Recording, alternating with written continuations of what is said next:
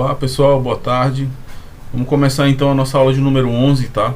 Nós estamos falando agora da nossa unidade número 8 e nessa aula nós vamos tratar sobre as marcações não manuais em libras. Bom, talvez vocês possam estar estranhando essa expressão, né? Marcações não manuais.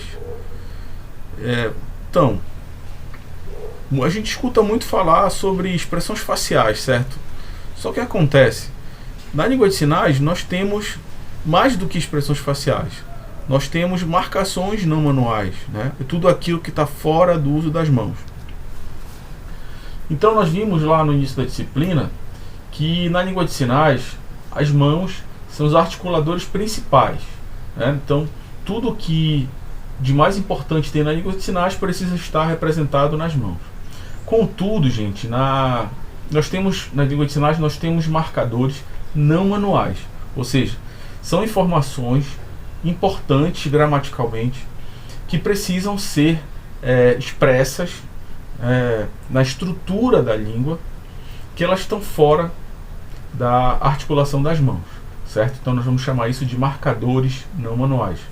Então é muito mais do que falar apenas de expressões faciais. Então a gente precisa entender que no caso da língua de sinais, os marcadores não manuais também podem se manifestar de outras maneiras. Então a principal delas são as expressões faciais, certo? Mas nós temos também expressões corporais, movimentos de cabeça, direção do olhar. Todos esses são marcadores não manuais da língua de sinais, tá? No caso da Libras, da língua brasileira de sinais. E eles todos são importantes porque eles têm uma função tanto morfológica quanto sintática dentro da língua. Então, é muito mais do que simplesmente falar de contexto ou de marcadores afetivos. Não, é muito mais que isso. Nós estamos falando de um recurso dentro da língua de sinais que tem funções morfológicas e que tem funções sintáticas, ok? Bom, nós vamos ver alguns desses e vamos ver aqueles que a gente, numa abordagem básica da língua, a gente precisa conhecer primeiramente.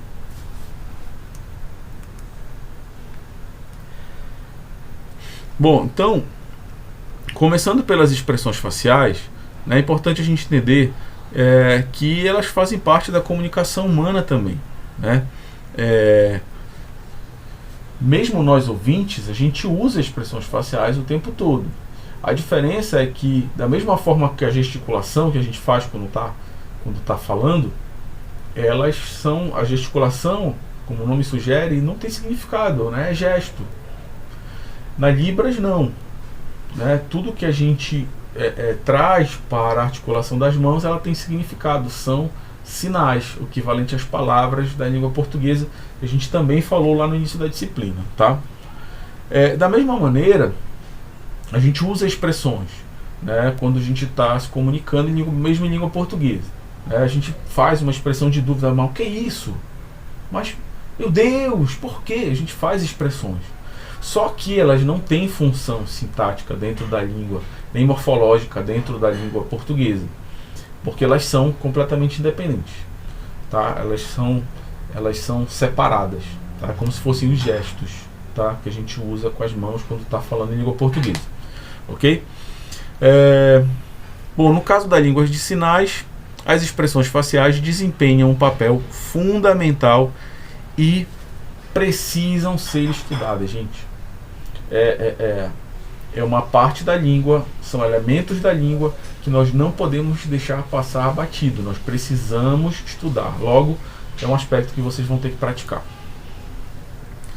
Bom, podemos separar as expressões faciais, pessoal, estamos falando por enquanto só de expressões faciais, em dois grandes grupos, tá? Estamos falando de expressões afetivas e expressões gramaticais, tá? Vamos ver cada uma delas agora. Bom, nas expressões afetivas, né, são acompanhamentos dos sinais realizados pelo rosto, boca ou corpo, indicando a postura do sinalizador frente à situação que está sendo comunicada. Pode ser um exemplo aqui, né? Pode ser expressão de surpresa, de excitamento, ou de excitação, de angústia, de raiva, dentre outros, de alegria e etc. Tá? Ah, Herminha, mas então nesse caso também seriam expressões sem relação. Não. A gente poderia dizer aqui que essas expressões afetivas elas têm uma função semântica, talvez, dentro da frase. Talvez, tá, gente? Mas elas são importantes assim também, tá? Como eu expliquei em algumas situações para vocês, essas expressões elas são importantes para a gente dar o real contexto. Então, digamos que eu vou dizer que eu estou alegre e não vou fazer expressão. Eu estou feliz.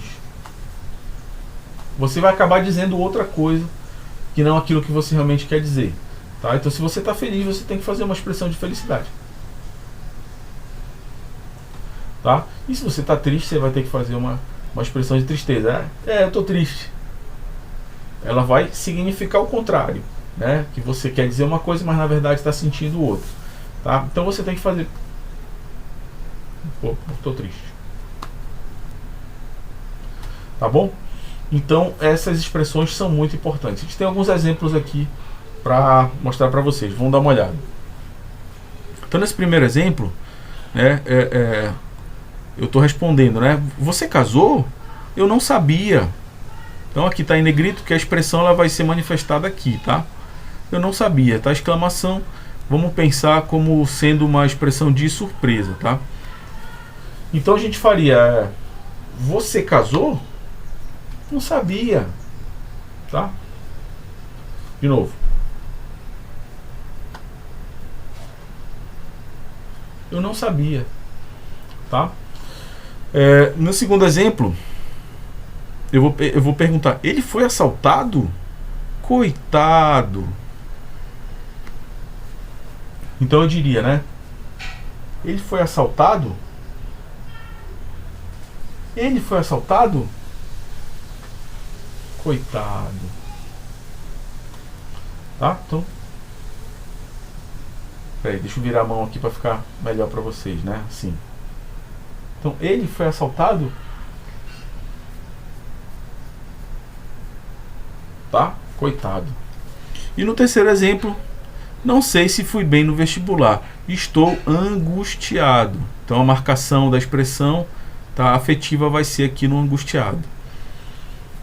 Então eu faria: eu não sei se fui bem no vestibular. Tá?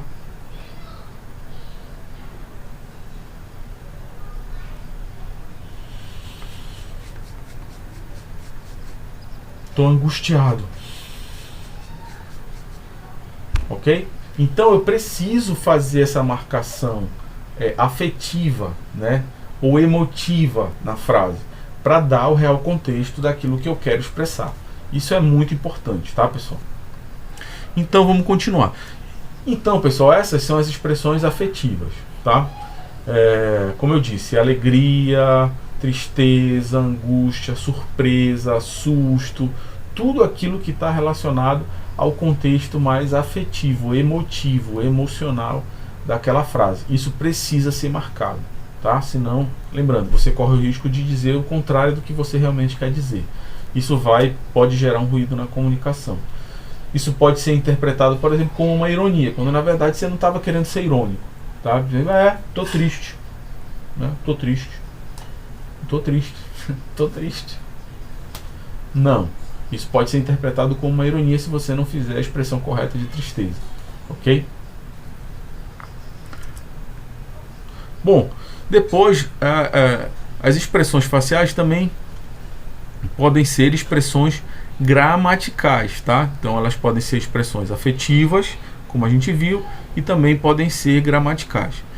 As expressões gramaticais, elas podem ser estudadas, analisadas em dois níveis, tá? Primeiro no nível morfológico e segundo no nível sintático, tá? Vamos começar vendo como ela se manifesta no nível morfológico. Bom, no nível morfológico, algumas marcações não manuais estão relacionadas ao grau e também tem função adjetiva, tá? Olha só, é um pouco complicado a gente separar isso para estudar, porque senão a gente teria que entrar mesmo no estudo da morfologia da língua de sinais. Não era esse o nosso objetivo agora. Então vamos tentar olhar a função de grau e a função adjetiva meio que misturada ali, para vocês entenderem um pouco e exercitarem para as atividades avaliativas, tá?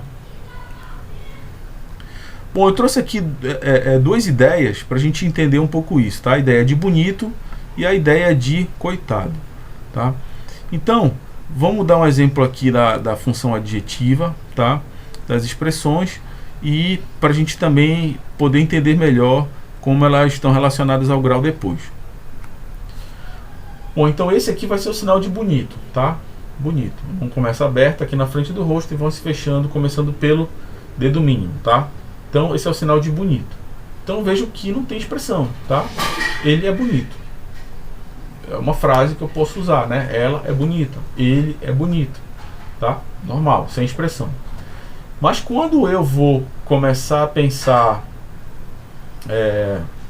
dentro da ideia de grau, por exemplo, do bonitão, do superlativo, por exemplo, do bonitão e do bonitinho, aí entra esse ão e esse inho, eles vão ser, por isso que a gente está falando do nível morfológico, de formação de palavras, tá? No caso de formação de sinais, a gente vai falar da expressão. Essa informação vai ser marcada através da expressão facial. Então, bonito, tá? Bonito. Bonitão.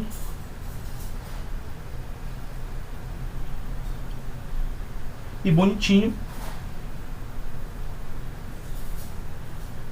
Ok? Bonito. Bonitão. Bonitinho. Certo? Depois, a gente tem aqui o exemplo do coitado, tá? Mesmo exercício. O sinal de coitado eu vou fazer com essa configuração, tá? Mão aberta, abaixo o dedo médio, tá? E eu vou fazer esse movimento para baixo aqui no peito, do lado contrário do braço que eu estou usando. Se eu estou usando o braço direito, eu vou fazer do lado esquerdo. Se eu estou usando o braço esquerdo, eu vou fazer do lado direito, tá? Então eu vou fazer sinal de coitado, tá? Sem expressão, tá? Coitado. Agora eu vou fazer, eu não vou chamar de coitadão, mas eu vou chamar aqui de mais coitado, tá? Apenas no contexto da língua de sinais, para dar a ideia de grau, tá bom? Então eu vou fazer, e diferente do bonitão, que eu abri a boca e regalei os olhos, eu vou fazer, bom, coitado é uma palavra que está relacionada um pouco com pena, né? Então vamos pensar um pouco nisso, tá? Então, para dar essa ideia de mais coitado, eu vou fazer, eu posso tanto apertar os lábios, ou eu posso morder o lábio inferior. Porque se eu abrir a boca, nesse caso, essa expressão não vai caber para essa ideia de coitado, que está relacionado com a ideia de pena, tá? Já o coitadinho, já dá para relacionar com aquela ideia do biquinho e da expressão dos olhos um pouco fechado, tá? Então eu vou fazer, vamos pensar numa criancinha que está brincando, tropeçou e caiu, começou a chorar, coitadinho, tá? E assim a gente vai fazendo esses exercícios, tá bom? Vamos ver os outros exemplos que a gente tem aqui no slide. Bom, eu trouxe aqui a ideia de pobre, tá? Então eu vou ter pobre, esse é o sinal, tá? Não é para bater palma, tá, gente? Esse é o sinal de pobre, tá? Então eu sou pobre, sem expressão, tá? Pobre. Aí eu vou fazer um pobretão, tá? É parecido com a ideia do coitado, do mais coitado, tá? Eu vou fazer, ele é mais pobre. E o pobrezinho é a mesma ideia daquele diminutivo mesmo, tá? Então, tudo bem? Depois eu tenho aqui a ideia do bebê. Aqui, nesses três outros exemplos, do bebê, da casa e do carro, a gente está mais próximo da ideia do grau, tá? do grau, já fora da ideia do adjetivo, tá? A gente já está mais relacionado à ideia do grau. Mas como eu disse, a gente está vendo tudo junto para a gente não ter que entrar especificamente na análise morfológica da língua de sinais, tá? Então, quando eu falo do bebê, o sinal de bebê é como se eu estivesse segurando um bebê, tá? Vou levantar aqui um pouco para ficar no enquadramento aqui da câmera. Então, bebê, tá? Como se eu estivesse segurando um bebê, tá bom? Quando eu vou falar que o meu filho era um bebezão, a ideia de bebezão é de um bebê grande, né? Grande, gordinho, né? Então eu vou fazer, olha, eu vou inflar a bochecha e arregalar os olhos. Mas percebam que eu também estou afastando os ombros do braço aqui, ó. Meio que tufando o tórax para dar essa ideia aqui de esforço do bebezão que eu estou carregando, tá? Quando eu vou fazer bebezinho, eu já vou diminuir esse sinal, olha. Bebê normal, vou diminuir, ó. Ele nasceu um bebezinho. Ok? Então, essas expressões, são elas que vão dar a ideia do grau diminutivo, do grau aumentativo e da função adjetiva, tá? Nas frases, ou nas expressões, ou nos sinais. Ok? Vamos ver outro exemplo. Casa. Sinal de casa, tá? Casa normal, sem expressão.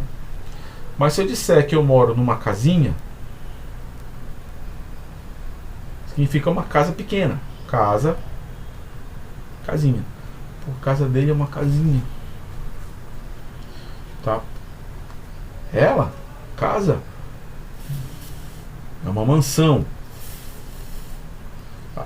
Então veja que eu estou tanto afastando aqui o sinal de casa, estou virando de lado para não sair do enquadramento aqui, tá? E estou arregalando os olhos e inflando a bochecha. Certo? Depois eu tenho o sinal de carro, tá? Carro, esse é o sinal de carro, certo? Quando eu quero dizer o carrão, poxa, ele tem um carrão, eu quero dizer que é um carrão, um carro bonito, não necessariamente um carro grande, mas é um carrão, um carro bonito. Então eu vou fazer, olha, afastar aqui o braço, ó, e a mesma expressão superlativo, tá? Arregalo o olho e infla a bochecha. Certo? Já quando eu quero dizer um carrinho, muito dificilmente eu estou falando de um carro pequeno, né? De um carro pequeno. Estou falando de um carrinho de brinquedo. Então eu vou fazer, ó, essa configuração aqui, tá? Como se eu estivesse segurando mesmo um carrinho aqui, ó, tá? Ó, essa configuração. Então, desculpa, não infla a bochecha, né? Ele vai brincar com um carrinho, tá? Certo? Então esses são exemplos de expressões, tanto dentro da ideia de grau superlativo, né, aumentativo e diminutivo, quanto da função adjetiva das expressões, ok? É importante que vocês deem uma praticada nessas expressões que a gente está utilizando aqui no slide, porque elas são importantes. É como se elas fossem uma espécie de expressões básicas, tá? Não vou dizer padrão, mas expressões básicas. Delas a gente pode encontrar outras que são cabíveis nessas ideias, tá bom? Bom, continuando, só para vocês terem uma ideia aqui, alguns autores eles criam uma espécie de escala, tá? Que serve tanto para a ideia do tamanho quanto da intensidade. Então o tamanho está relacionado com a ideia do grau, tá? Do aumentativo e diminutivo, os superlativos, tá? E da intensidade, como eu disse, com a função adjetiva, tá? Das expressões faciais, ok? Então, vamos pensar nessa ideia de normal, tá? Relacionada ao tamanho, tá? Então é como se eu tivesse o normal, tá? O maior, olha a expressão, e o muito maior. Ou eu posso fazer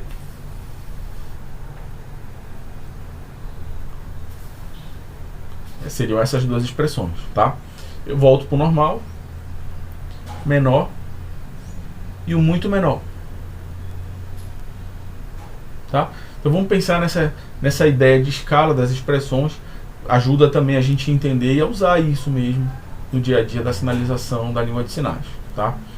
Quando a gente vai pensar na escala da intensidade, essas expressões para o aumentativo, elas mudam um pouco, tá? Porque eu deixo de abrir a boca e eu passo a inflar a bochecha, tá? Mais ou menos isso, tá?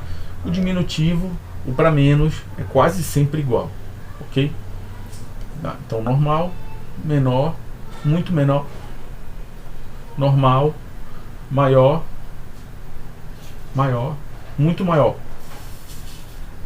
tá? Seria muito mais no caso da intensidade, tá bom? Então digamos que alguém, ele é famoso, tá? Quando eu quero dizer que ele é mais famoso, eu vou dizer mais famoso, eu arregalo o olho. Mas quando eu quero dizer que ele é muito mais famoso, aí eu vou arregalar o olho e falar a bochecha. Certo? E por aí vai, gente. Vamos tentar pegar essa escala e fazer o exercício das expressões, ok? Bom, continuando, eu já entro nas expressões gramaticais no nível sintático, tá? Então, no nível sintático, as marcações não manuais são responsáveis por indicar determinados tipos de construções. E nós vamos analisar basicamente 3 delas, tá? As construções negativas, afirmativas e interrogativas.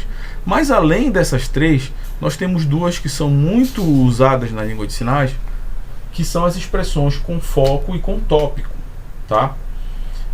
Basicamente, essas 2 expressões são de elevação da sobrancelha e de franzimento da testa, tá? Mas a gente não vai entrar muito nelas porque elas são estudadas um nível mais profundo da sintaxe da Libras, tá bom? Então vamos analisar as 3 principais, que são as construções negativas, afirmativas e interrogativas, ok? Bom, na construção das negações, existem 2 formas de indicar negação não manual, ok, gente? Não manual em Libras. Olha só, a gente está acostumado a fazer não, né, com a mão, quando a gente está sinalizando alguma coisa. O meu filho vai dizer, papai, eu posso fazer isso? Não, não pode. Eu vou falar e eu vou gesticular para ele. Não pode. Não faça isso. Tá? Na língua de sinais, quase a gente não usa isso. Então a gente vai falar, a gente vai fazer uma marcação ou por uma expressão facial ou por um movimento de cabeça. Tá? Então a gente não vai gesticular a negação, muito raramente.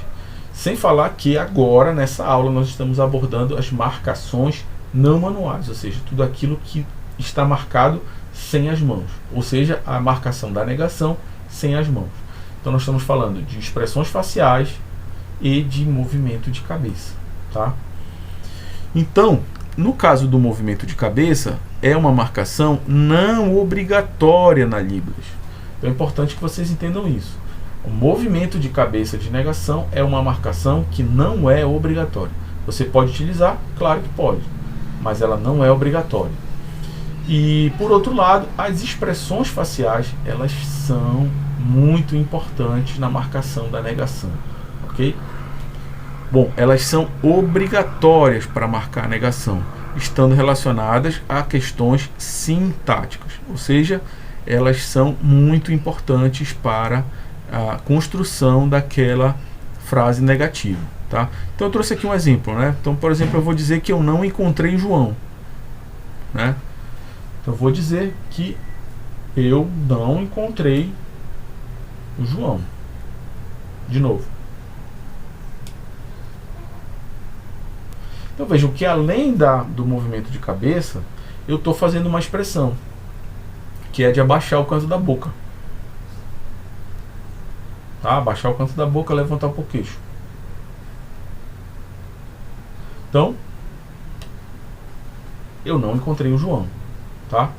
Eu poderia fazer essa mesma frase sem o movimento de cabeça.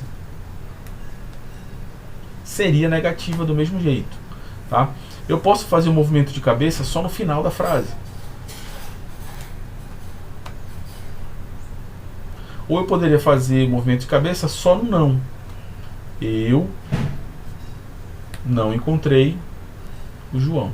Então isso aí já entra também numa variação que também no nível mais profundo do estudo da sintaxe da Libras, que a gente não vai entrar nesse mérito, tá? Mas eu queria só destacar para vocês que como marcadores da negação eu tenho o movimento de cabeça e eu tenho as expressões faciais, tá? Então a gente está falando tanto do canto da boca, mas eu posso usar também esse sinal, tá? Que é de sugar a bochecha.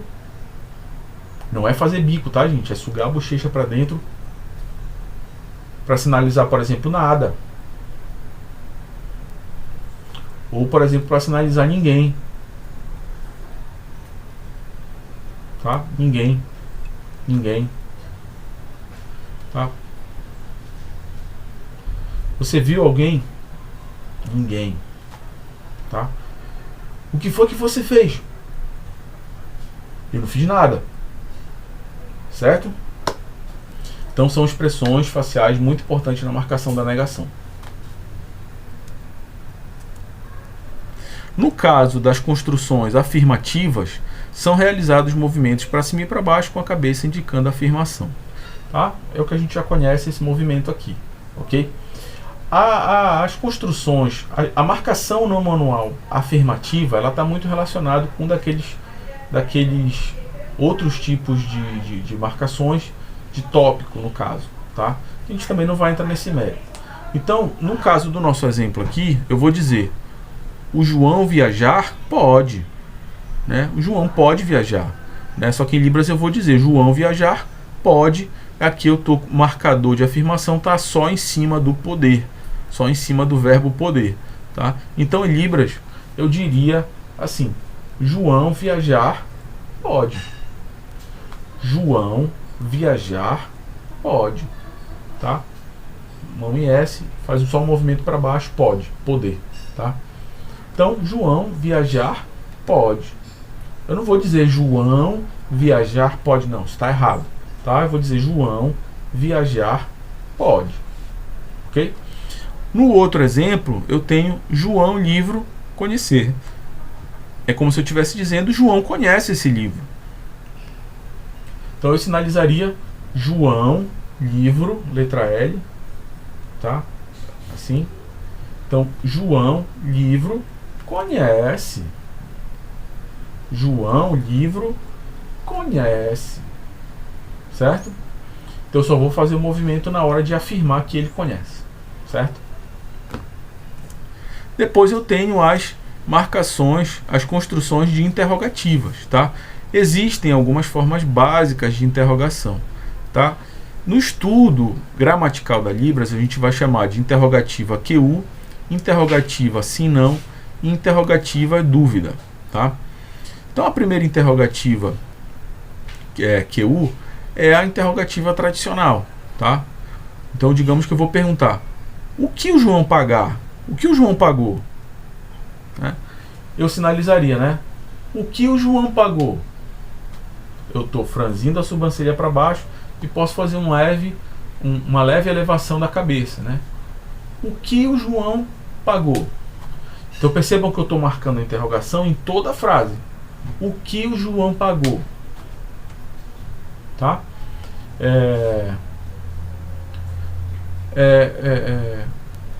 O livro que o João leu. Que livro o João leu? Leu é assim, né? O ver essa configuração como se fosse os olhos, né? Passando a vista no papel. Então, que livro o João leu?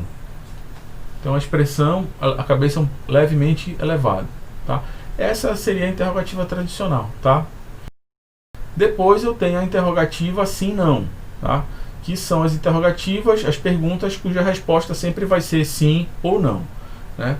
Então, por exemplo, aqui eu tenho a frase João comprou um carro, seria mais ou menos isso, né? João comprar carro.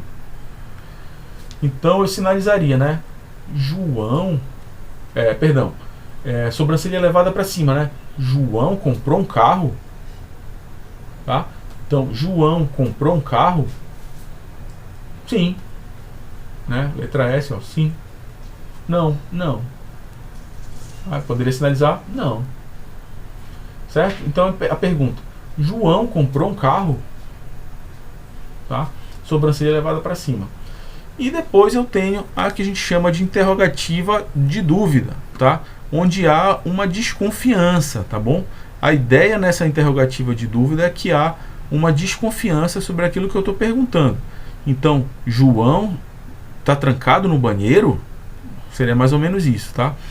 Então aí eu vou juntar uma espécie de expressão interrogativa com uma expressão afetiva de desconfiança, tá? Mais ou menos isso. Então, João trancado, tá? Configuração IF, S fechado, como se estivesse fechando a chave, trancando uma porta, tá? Então, João banheiro trancado, né? João banheiro trancado. Agora eu vou fazer a expressão, né?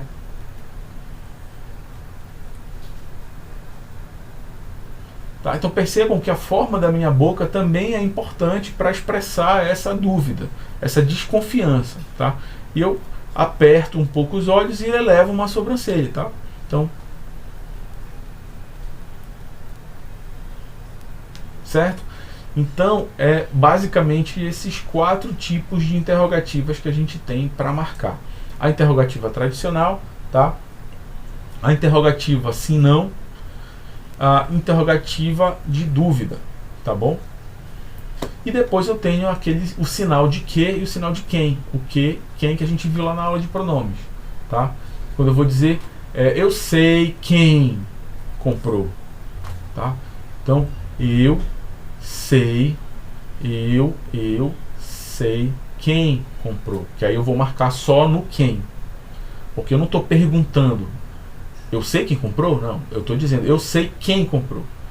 Então eu vou dizer, eu sei, sem expressão nenhuma, eu sei quem comprou, certo? Eu vou marcar a expressão só no lugar do quem ou só no lugar do que. Por exemplo, eu vou dizer, eu sei o que aconteceu, tá? Aconteceu, a configuração em P, arrasta aqui como se fosse o errado, tá? Errado várias vezes, aconteceu uma vez. Então eu vou dizer, eu sei o que aconteceu, tá? Então essas são as 4 formas de marcar as interrogativas, certo, pessoal? Então nós vimos as marcações de negação. No nível sintático nós vimos as marcações de negação, vimos as marcações de afirmação, vimos as marcações de interrogação e vimos essas 3 marcações, né? De negação, de afirmação e de interrogação. Ok, pessoal? Façam os exercícios, pratiquem as expressões faciais, porque nós temos uma atividade avaliativa nessa unidade muito importante, ok? Um bom estudo para vocês e até a próxima aula.